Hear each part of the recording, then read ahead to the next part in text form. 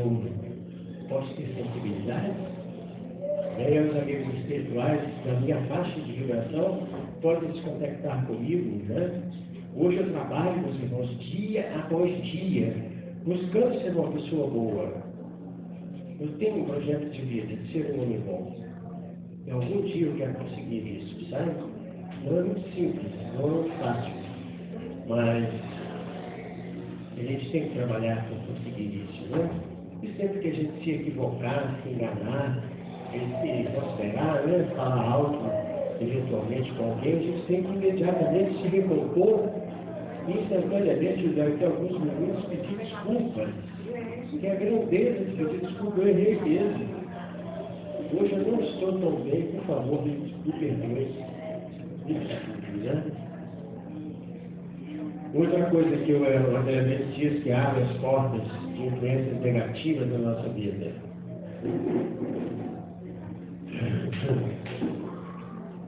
Fixar intencionalmente defeitos e cicatrizes do próximo, né?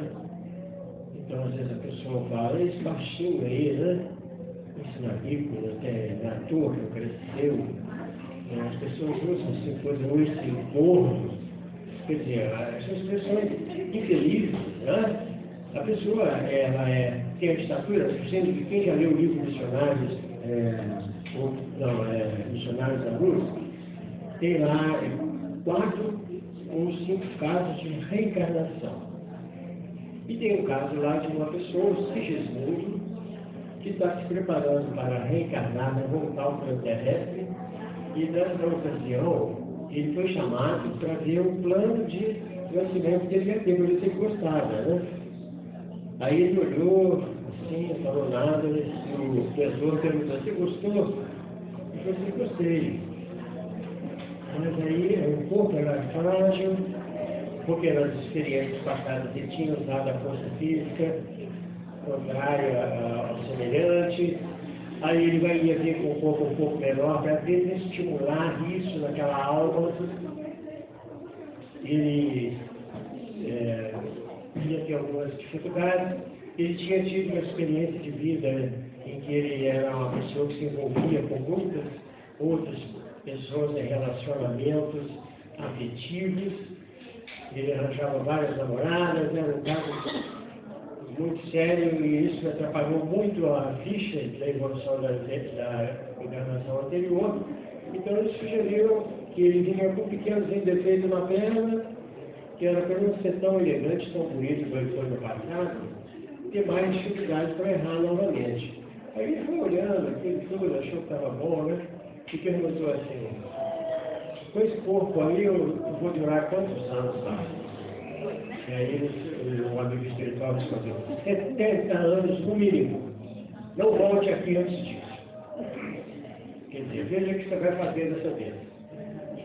Seja muito valente, para que ninguém tire sua vida antes da hora. Seja razoável, né? Faz sentido para os irmãos isso que eu estou dizendo? Faz. Então, a gente tem filhos. Aqui a maioria tem filhos, né? É uma experiência maravilhosa. Sabe, nós, tem uma coisa que eu agradeço a Deus, é ter a oportunidade de ter sido pai. Eu gosto muito mesmo dessa experiência. Eu sou muito encantado e apaixonado pelos meus filhos. E o meu caçula agora já está com 20 e poucos anos, mas eu lembro direitinho quando ele chegou, né? Aquele bebezinho frágil, precisando de carinho, de atenção, e a mamãe ali se desdobrando, né? As pessoas da família, e eu também. Então, assim, uma bênção, oportunidade que a gente tem. Nós precisamos cultivar o amor do nosso relacionamento. Tem uma pessoa que a gente não tem muita simpatia, fiquemos calados, pelo menos, não é? Se tiver uma oportunidade de fazer um contato afetuoso, carinhoso, isso pode virar, remover aquele obstáculo, transformar, porque todos nós temos muitos problemas, não tem quem não tenha. Né? E uma coisa interessante, né, que a gente está se lembrando aqui agora, que sempre lá no livro dos médiuns, Kardec perguntou aos espíritos, né, se todas as pessoas eram médicos. O que é médico? Médico é intermediário, uma palavra latina que significa intermediário. Então, você pode ser um médico, você estuda uma matéria da disciplina que você dá aula, com base no conhecimento dos mestres, que escreveu livros, que tem uma bibliografia grande, e você vai ser o intermediário daquele conhecimento da sala de aula. Você está mediando aquele contato. Isso na nossa vida de relação é assim. Também no mundo espiritual, onde a vida é etérea, nós, enquanto espíritos, não somos matéria, né? A gente também faz a mesma coisa, a gente é intermediário de muitas coisas. E entre um ser encarnado e um desencarnado, a possibilidade de aproximação é sempre a faixa vibracional que eles têm. É de acordo com essa faixa vibracional que a gente vai ter acesso àquele que a gente está objetivando, né? Por exemplo, numa reunião mediúnica, aquele que se oferece como intermediário do plano espiritual, ele está disponibilizando aquela sensibilidade que ele tem, naquela faixa vibracional que ele gera, espíritos que estão mais ou menos naquele nível. Se você pegar o livro Libertação, por exemplo, do André Luiz, você vai ver que para que a Matilde, que era a mãe do Gregório, se comunicar com ele, eram dois espíritos, mas as faixas vibracionais eram imensamente distantes. Matilde era um espírito luminar, era uma vida pautada no amor ao semelhante, ao entendimento, à harmonia, à paz. E o Gregório era um espírito sofredor, que obsediava uma família, né? Uma pessoa em particular. Então, vejam bem, ela não conseguia, apesar de amar aquele filho violento, agressivo, não conseguia se aproximar dele e passar uma mensagem, porque a distância vibracional era muito grande. Resultado, foi usado um espírito intermediário, que não era tão superior e nem tão inferior. E esse é o que acontece na reunião mediúnica, né? A gente faz contato com as entidades que têm um nível vibracional com alguma semelhança com a nossa. E aí se dá a comunicação. Nós, enquanto membros de uma casa espírita, seja aquele que trabalha como intermediário, como médico, né? Ou seja aquele que dirige, que faz palestras, seja aquele que orienta o passe na cabine, todas essas pessoas, elas formam a mesma faixa vibracional, não somos iguais em isso. Mas tem uma faixa que a gente consegue se comunicar. Às vezes é um espírito sofredor que se apresenta na reunião, ele está no nível inferior um pouco, né? Porque ele está em conflito aberto contra alguém, contra alguma coisa, e ele, então, mas ele ainda consegue se comunicar conosco. E se dá, então, aquele processo de esclarecimento, né, de levá-lo a compreender que a vida vale a pena ser vivida, que ela é grandiosa, que ela oferece grandes oportunidades. Então, meus amigos, outra coisa que, segundo André Luiz, né, que ele chama de hábitos infelizes, desrespeitar as pessoas com perguntas desnecessárias. A pessoa está vendo as perguntas seguintes, né? O senhor é filho dele, né? Ele já falou, você tinha falado, meu pai é fulano. Aí ele pergunta, só porque o outro tem alguns defeitos, aí ele já procura vincular aquele ao pai, levando aquele pensamento negativo, né, fazendo com que aquilo se impregne. Isso é muito triste, a gente vê muito isso, né? As pessoas se referindo a uma outra, sempre fazendo perguntas inúteis. Você já sabe o resultado, já sabe qual caminho. Ele já deu a dica, ele não quis falar direto, mas você ainda assim continua insistindo para que ele fale abertamente. Por exemplo, uma pessoa que fez alguma coisa errada na nossa casa, por exemplo, né? Para o pai, a mãe, os filhos, né? O filho fez alguma coisa errada. A mamãe, só de ver, já sabe. Não precisa fazer um questionário tão grande que encurralhe a criança diante daquela dificuldade que ela ainda tem. Talvez aquele conselho, meu filho, esse tipo de coisa, isso não pode ser feito, é ruim. É ruim para as pessoas da nossa casa, é ruim para você. Isso cria um clima desfavorável. Isso desajuda nós, enquanto pessoas de uma mesma família. Meus amigos queridos, olha só. Outra coisa que o André Luiz considera como um hábito infeliz é desprestigiar compromissos e horários. Né?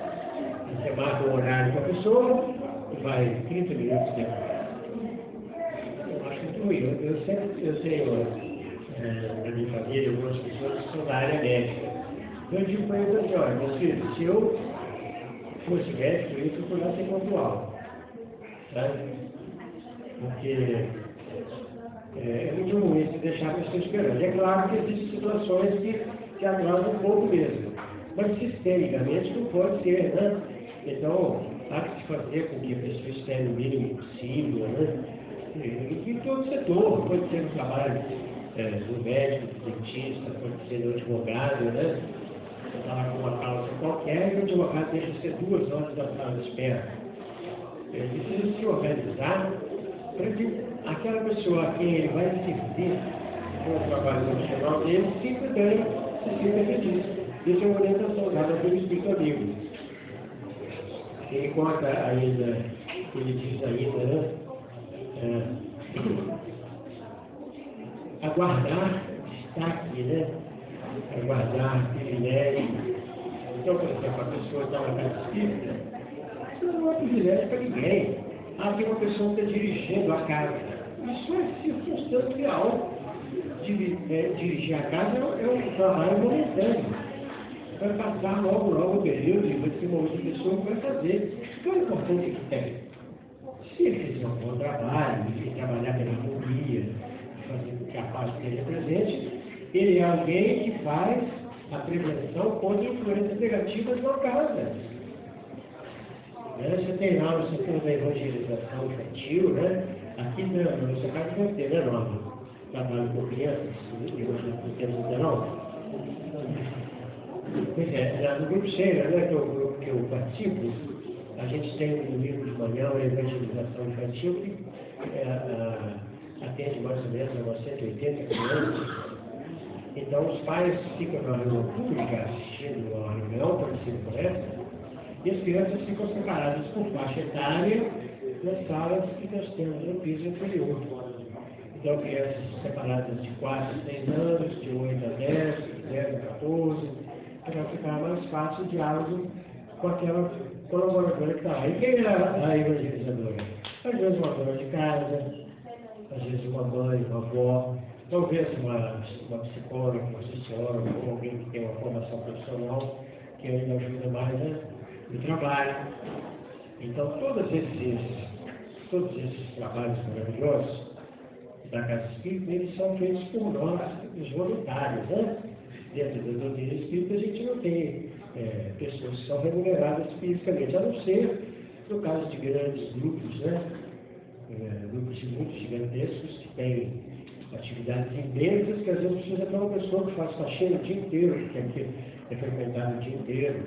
Ou talvez você precise de uma pessoa para fazer um reparo, uma manutenção, ou tomar conta da entrada do prédio. Então, às vezes há compensação, mas de um modo geral, nós somos voluntários. Voluntários de quê? Voluntários de uma causa, né? A causa do amor, do entendimento, da paz, e as pessoas conseguirem viver muito bem nas suas vidas. Outra coisa que ele cita aqui muito interessante. É pedir apoio sem dar cooperação. Só vim buscar. Mas eu estou precisando aqui, olha, de alguém que nos ajude para fazer um trabalho aqui na Casa Espírita, que a gente vai fazer no próximo sábado. Não, já estou compromissado, não tem jeito não. não conta comigo não, viu gente? Eu sou um necessitado que vem aqui para buscar. Não tem o que oferecer, né? E a gente sabe que isso não é o melhor comportamento. O melhor é você, sim, com toda certeza, buscar quando você precisa, mas de repente você ajudar. Eu me lembro de um caso muito interessante. Passei uma temporada morando em São Paulo, que a empresa tinha me mandado para lá fazer um treinamento corporativo. Então eu estava lá fazendo aquele trabalho, aquele estudo, fiquei um ano fazendo isso, e eu me lembro que de manhã eu chegava na sala de aula, tinha uma mensagem espírita em cima da mesa. Eu olhava a mensagem, eu era espírita, eu gostava demais. E eu fiquei perguntando, perguntei para um, para outro, sabe quem é que coloca esse espírito? Quero conhecer. Eu queria saber dela, falou lá, irmão, nós somos amigos, né? Então ninguém sabia. Mas eu perguntei na secretaria, perguntei na área de treinamento, procurei saber de toda maneira, e ninguém sabia que ele colocava aquelas mensagens lá. Eu pensei, eu vou chegar mais cedo para ver. Aí cheguei 15 minutos antes, a mensagem já estava lá. Aí no outro dia eu cheguei meia hora antes. A mensagem estava lá. Aí eu falei, eu vou chegar às 7 horas, porque estava vazio. Cheguei às 7 aí e ouvi lá quem estava colocando. Era o professor. Eu falei, ô professor, faz tempo que eu estou procurando saber quem é que coloca essas mensagens aqui, então é o senhor. Eu, Batia. Pois é, professor, que vontade maravilhosa. Muito obrigado, senhor. Que trabalho magnífico seu. Eu enchi de poder valorizar o esforço dele, né? O senhor não queira saber o tanto que isso me ajuda, porque eu estou morando longe da minha família, tenho passado grandes dificuldades, estou com uma saudade imensa de casa. E aí o senhor distribuindo isso aqui, eu adorei receber, eu adorei receber. Aí eu só conversando mais, eu perguntei, o senhor frequenta uma casa espírita? Eu frequento sim. E, aliás, para te dizer a verdade, quando eu cheguei lá, eu gostava mais do tempo que eu cheguei lá do que o de hoje, onde eu estou. Eu falei, mas por quê, pessoal? Mas por quê? Não, quando eu cheguei lá, ninguém me conhecia. Então, o que eu fazia era limpeza. Chegava lá, tinha balde, tinha vassoura, tinha pano, eu saía limpando, pegava para ajudar, saía limpando. Era uma maravilha. Passava lá, no ano de sábado, fazia aquele trabalho. Aí, de repente, começaram a conversar comigo, me perguntaram, descobriram uma coisa, me convidaram para ser também membro lá da diretoria da casa. Eu falei, não posso não, ajuda a gente aqui. Aí ele virou diretor da casa. De repente, passou mais alguns anos convidado, ele virou presidente. Não era isso que eu queria mais. Eu gostava mais desse destino, tá?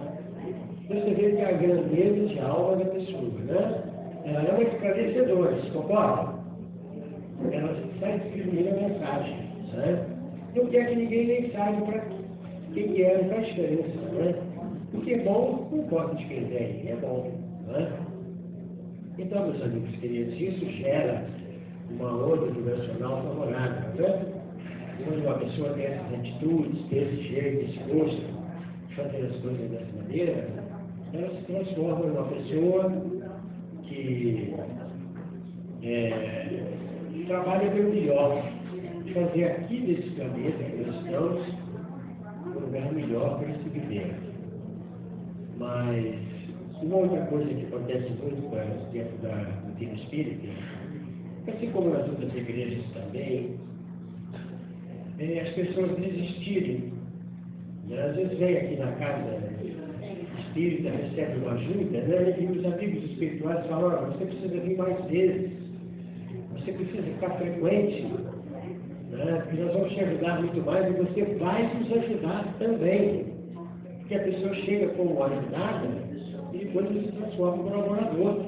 Lá no estatuto do Grupo Cheira está escrito assim, o objetivo maior do Grupo Cheira é transformar o apoiado, o assistido, em apoiador, em assistente.